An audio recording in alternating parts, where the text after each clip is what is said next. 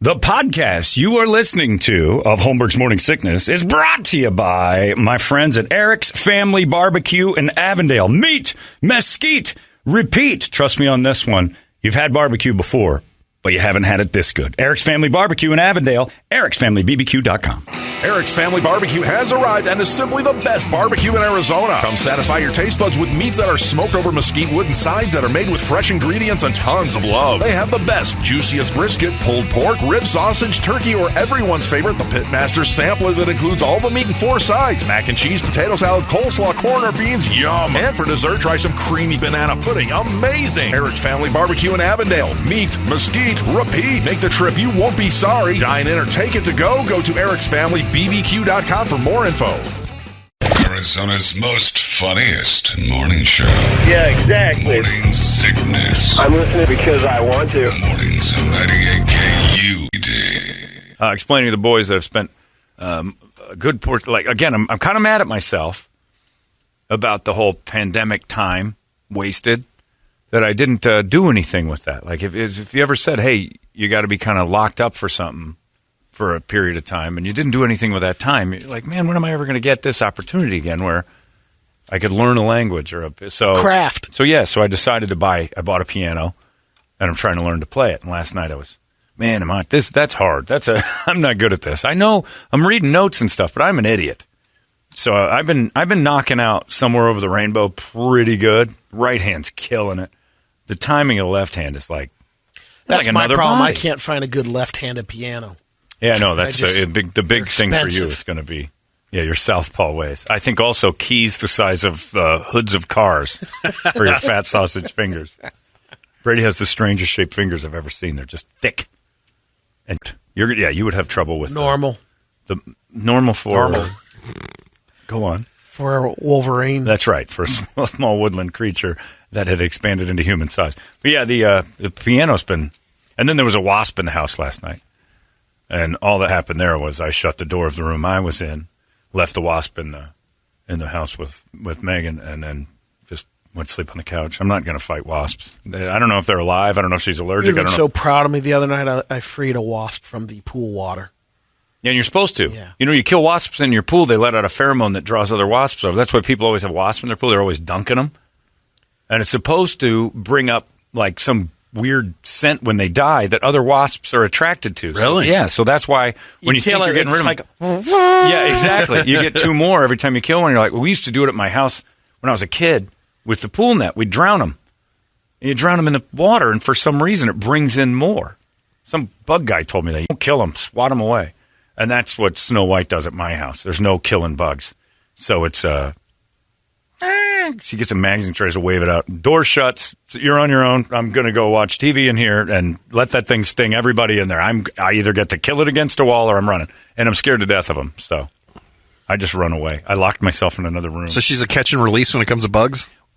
Okay. Oh. Yes. The other day. She tags him sometimes. Jack Ham had a pigeon in his mouth, and he was kind of soft-mouthed playing with this dying pigeon. So I go, I'm going to go out and smash that. I got to do the right thing. Yeah. The thing's hiding in a bush. No.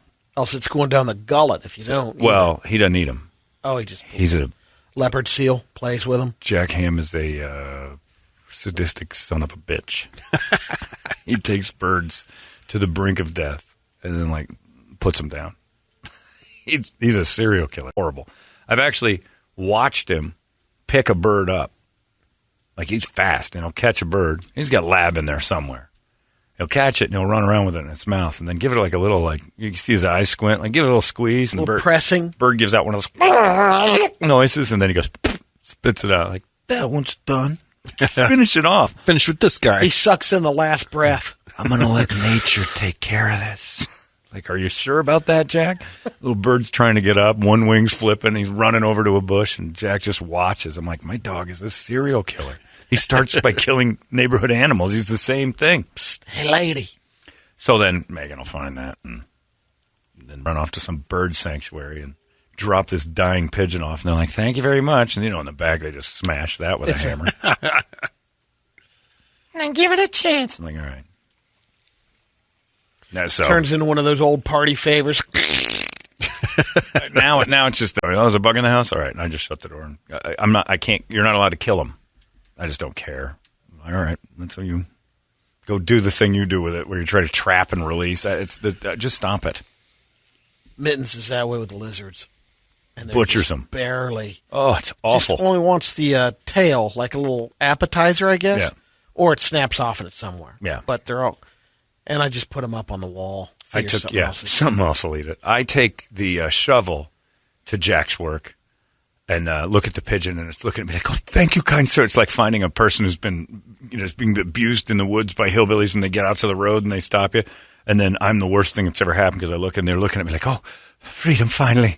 I've heard of this place. The sanctuary is not far." And I just put them in a shovel, and then as high as I can throw them. Because if they're birds, they should be able to adjust. And as high as I can throw him. It's going to fly. If he's going to fly. If not, he's going to land hard, and probably that'll be the end of it. I've done that 7 or 8 times. That dog of mine, sweet as can be. The shovel trebuchet. You catapulted. I mean, down the alley. Just, it's like way up there. And the bird's like, "Thank you, kind sir. Freedom. Crap. My right. I've had a stroke."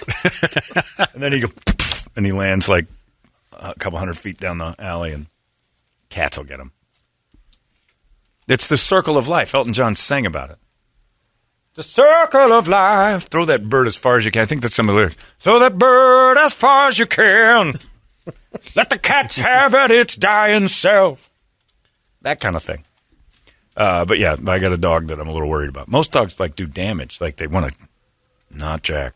I had an old Weimaraner that was really good at picking them up and then bringing them to you alive and killing you. Like he'd kill it in front of you. Brandy. And Muggsy did the same, both Weimaraners. They were both hunting dogs, and they had real soft, they'd have been great for hunting because they don't crush the bird. They would bring it to step on their heads and break their necks. Just snap their necks. Save some of the work for you if you're coolest thing bird I've hunting. ever seen. I'm standing by the door, sliding glass door, and there's Muggsy. I'm like, "What do you got in your mouth there, Muggs?" And it's a dove. I'm like, uh-oh. And the dove's squiggling around, and Muggs has it and puts it down. It looks at me like, "Watch this," and puts her front paw on it.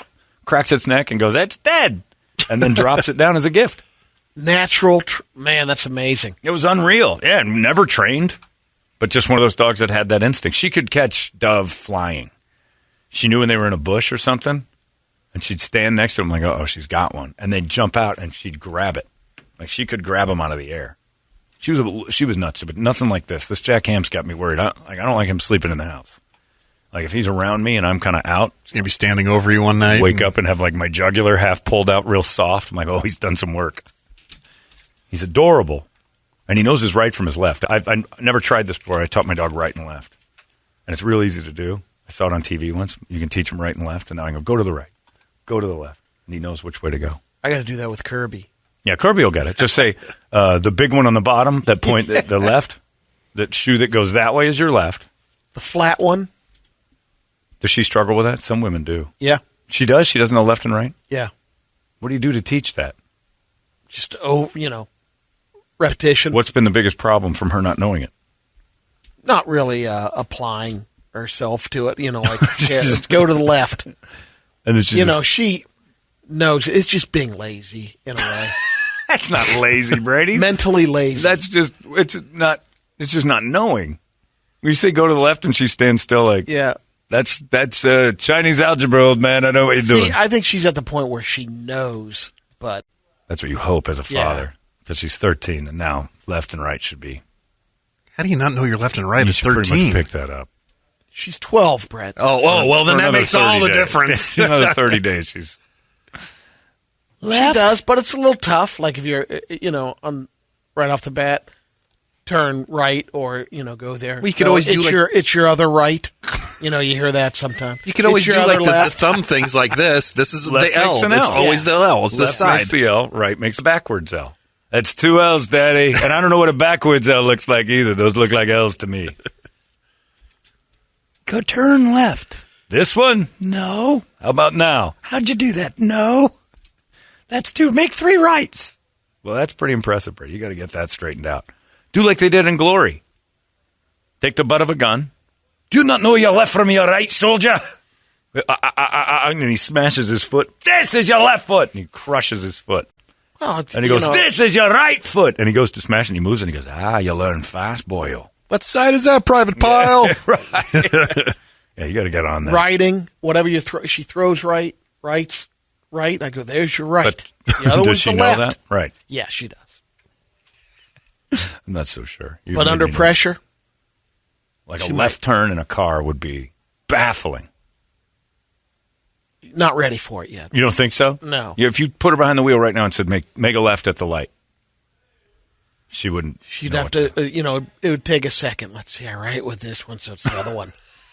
If you're looking for fast turning, it's not going to happen. Really, so these are the people that I ride behind on my bike on the trails when I come up and I go on your left, and they move directly in my way. Yeah. That's Kirby's. Exactly. You got to think about. Yep. You shouldn't have to think about his left or my. She's Brady. Your daughter has exactly 30 days to figure this out before I want her off the planet. If you can't figure out right and left by 13, to where I say on your left, and you don't make it, you have to think about that. You shouldn't be out. I'll do a little rapid training. Quick. Today. Yeah, she's got 30 days. You can drill this into her. Left hand, right hand. Right. Yeah. Punch. Right. If not, right. Right. Again. Right. Give her a smack. This ends today. Yeah, 30 days because she's getting kind of close to when she can get into my way. And I need somebody who knows their left and right when I'm traveling on roads and things like that. Yeah. She's just a couple years away from that. So you need to get that in there now. You make me nervous. You don't seem concerned about that at all. I'd have my kid with electrodes attached to its head and all that. Oh, yeah. What's going on here? Left and right's got to be a thing. And speaking of, we're going, it's to the right. Talking Stick. Heatstroke Open is back. It's going to be a 7th sort of annual Heatstroke Open. It identifies as annual. It identifies as an annual got event. an asterisk. Despite having not been here for the 7th annual Heatstroke Open. It's benefiting the Arizona Humane Society. It's at the Talking Stick Golf Club. It's happening August 21st. We're actually off to a late start. I'm getting people emailing me like crazy that they want to play on my team or we don't have teams. We host holes. We're not playing, yeah. Yeah, we don't play. We host holes. And we got things, and I'm getting these people. I'm not actually on a golf team, and you're not going to play with us. So you go out and play the tournament. We kind of entertain throughout, do the thing. You got a whole bunch of options to win cars. Sanderson Ford's got stuff out there.